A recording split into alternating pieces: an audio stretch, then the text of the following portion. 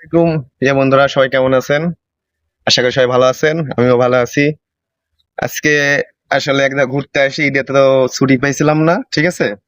তো ঈদের পরে ছুটি পাইছি, তাই ঘুরতে আসছি একটা জায়গা। আসেন আপনাদের দেখাই আমাদের গ্রাম এবং সৌন্দর্যটা। আসেন আপনারা। একটা দেখুন, কি সুন্দর আমাদের মাঠটা। দেখেন একজনে কি সুন্দর ঘাস কাটতেছে। গ্রামের সৌন্দর্যটা দেখেন।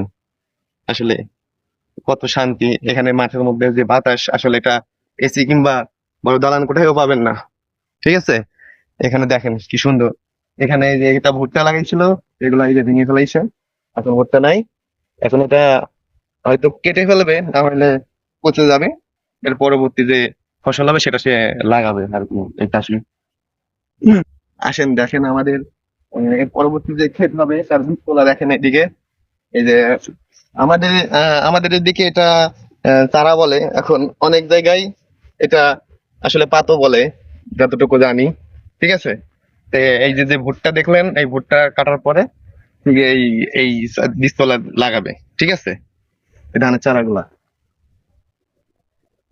দেখতে পাচ্ছেন যে এই যে ফুলগুলা, এটা সেই পারমাণবিক বিদ্যুৎ কেন্দ্র থেকে সংযোগ যাবে আসলে গোপালগঞ্জ। সেগুলা দেখতে পাচ্ছেন আপনারা। হুম। আমাদের এই যে এই আসলে ছুটিতে আসলে বেশিরভাগ সময় এইখানটায় এসে বসি, এবং এই যে দেখতে পাচ্ছেন নয়তো নিচু ওই যে ওখানটায় বসার জায়গা আছে। আসলে এখানটায় আমরা বসে একটু আড্ডা দেই, সময় কাটাই, ঠিক আছে? হম।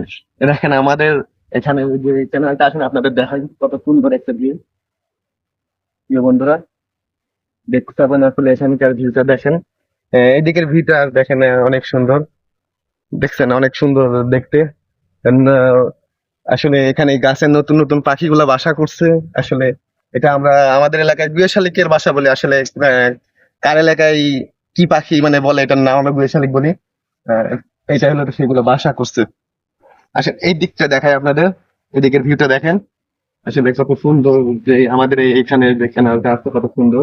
এখানে এই দেখেন বিড়ি গাছ, আসলে এটা হলো আহ এই কৃষকরা ফসল, এই যেটা দেখালাম ফসল, এটা নিয়ে যায় এই দিক দিয়ে। আসলে এই সাইডে যে বাসাগুলো আছে, এগুলা ফসলগুলা এখান দিয়ে আসলে পারাপার করে নিয়ে যায়, ঠিক আছে? একটা জিনিস দেখে একটা জিনিস দেখায় আমাদের এই যে এই মাঠে আসলে কৃষকরা যখন হাঁপায় পড়ে এখানটায় এসে রেস্ট নেয়। ক্লাব এখানে এই যে কলটা দেখছেন, এই কল থেকে সবাই পানি খায় আসলে পিপাসা ই করে। আর এটার আসলে হ্যান্ডেলটা এটা সম্ভবত এখন বর্তমানের সময় না, আসলে মাঠ এখন পুরো ফাঁকা।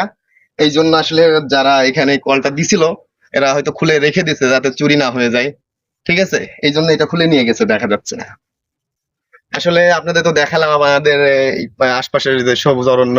আসলে আমরা কোনটায় বসি দূর থেকে দেখছেন, এখন দেখেন, আসেন দেখাই কোথায় বসে আমরা আসলে আড্ডা দিই।